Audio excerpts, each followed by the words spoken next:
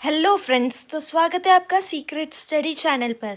आज की इस वीडियो में हम देखेंगे सिंस और फॉर को कब, कहाँ, कैसे यूज़ करना है और इन दोनों में क्या डिफरेंस है। तो चलिए स्टार्ट करते हैं। सबसे पहले हम सिंस की डेफिनेशन वगैरह देख लेते हैं, उसकी थॉरो रीडिंग कर लेते हैं और फिर उसे समझने की कोशिश करेंगे। तो चलिए, क्या बोल रही है हमारी definition. Since, use since to indicate the beginning of a time period until the present. Since is used for the starting point of actions, events, or states of being. Since can only be used with the perfect tenses. अब चलिए इसको word to word समझ लेते हैं। क्या बोल रहा है सिंस कहाँ पे यूज़ करना है हमें। जब भी हम किसी टाइम पीरियड के बिगिनिंग की बात कर रहे हैं और वो अभी तक चला रहा है, मतलब प्रेजेंट तक कंटिन्यू हो रहा है। फिर अगली लाइन क्या बोल रही है, सिंस इज़ यूज फॉर। हाँ, सिंस कब यूज़ करेंगे हम, जब एक्शंस स्टार्ट हुई है, उसका जो भी स्टार्टिंग पॉइंट है। और एक और इम्पॉर्टेंट बात, सिंस को हम परफेक्ट टेंसेस के साथ ही यूज़ करेंगे और दूसरे किसी भी टेंस के साथ हम सिंस को यूज़ नहीं करेंगे। तो चलिए इसके कुछ एग्जाम्पल्स देख लेते हैं। पहला एग्जाम्पल है, I have lived in this house since 1997। अब यहाँ पे मैंने सिंस क्यों यूज़ किया है, क्योंकि यहाँ पे मैं एक पर्टिकुलर पॉइंट ऑफ टाइम के बारे में बात कर रही हूँ। 1997 की बात कर रही हूँ और वो काम आज तक यानी कि प्रेजेंट तक कंटिन्यू हो रहा है। मैं आज भी इसी घर में रह रही हूँ, इसलिए क्या यूज़ कर लिया यहाँ पे मैंने, सिंस यूज़ कर लिया।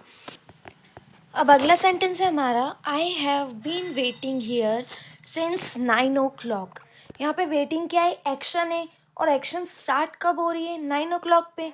तो हमने क्या पढ़ा था कि सिंस हम तब यूज़ करते हैं जब हम एक्शंस का स्टार्टिंग पॉइंट बताते हैं।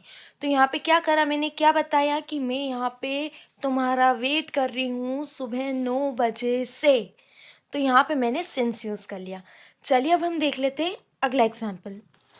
दे have been here since 4 PM।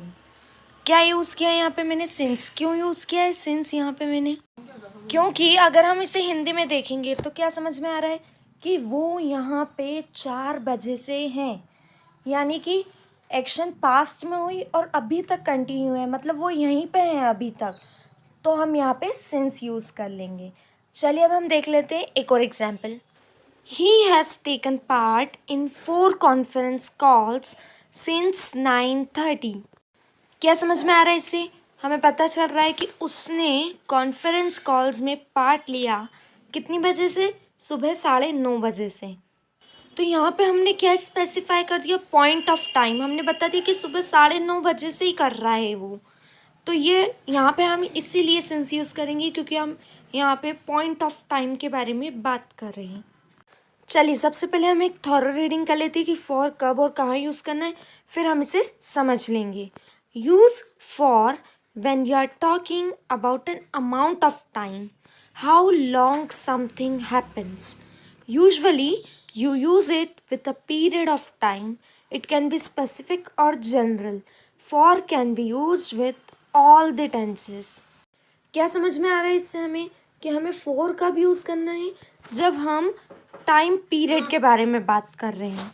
और एक और बात क्या लिखी है यहाँ पे कि वो टाइम पीरियड स्पेसिफिक भी हो सकता है, यानी कि 2 घंटे, 3 घंटे, या फिर वो जनरल हो सकता है कि लगभग फ्यू मिनट्स, ऐसा भी हो सकता है। और एक और बात क्या लिखी है यहाँ पे, for can be used with all tenses, यानी कि जो 3 टेंसेस हैं और उनके जो 4 सब पार्ट्स हैं उन सभी के साथ हम फॉर यूज़ कर सकते हैं। जैसे सिंस की एक लिमिटेशन थी कि उसको सिर्फ परफेक्ट टेंसेस के साथ ही यूज़ कर सकते हैं, फॉर में ऐसा कोई रेस्ट्रिक्शन नहीं है, हम फॉर को सारे टेंसेस के साथ यूज़ कर सकते हैं।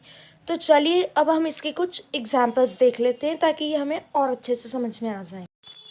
पहला एग्जाम्पल है, we have lived in this house for 30 years. हम इस घर में 30 सालों के लिए रहे हैं, मतलब ये अभी तक कंटिन्यू नहीं हो रही है एक्शन प्रेजेंट तक, ये हम पास्ट की बात कर रहे हैं, हम एक टाइम ड्यूरेशन की बात कर रहे हैं 30 सालों के लिए। तो यहाँ पे हमने फॉर यूज़ किया है। अब अगला एग्जाम्पल है, I have been waiting here for 3 hours। एक और बात बतानी थी आप लोगों को कि फॉर हमेशा तब यूज़ किया जाता है जब हमें ये बताना हो कि कोई काम कितनी देर तक चला है, ना कि ये बताना हो कि कोई काम कितनी बजे शुरू हुआ है। तो यहाँ पे इस सेंटेंस में क्या हो रहा है कि 3 घंटे से मैं आपका वेट कर रही हूँ। यहाँ पे मैंने टाइम डिनोट नहीं किया है कि मैं कितनी बजे से आपका वेट कर रही हूँ, मैंने बोला सिर्फ टाइम ड्यूरेशन के बारे में, 3 घंटे से, इसलिए यहाँ पे मैंने फॉर यूज़ कर लिया है। अब अगला एग्जाम्पल है हमारा, we will talk for a few minutes. यहाँ पे फ्यूचर टेंस के सेंस में यूज़ किया है मैंने इसको। क्या बोला मैंने कि हम कुछ देर के लिए बात करेंगे, कुछ देर के लिए है, इसलिए मैंने यहाँ पे फॉर यूज़ कर लिया। और कुछ देर है, टाइम मैंने फिक्स नहीं किया कि इतनी बजे से लेके इतनी बजे तक या इतनी बजे से इस दिन, ये कुछ भी मैंने मेंशन नहीं किया।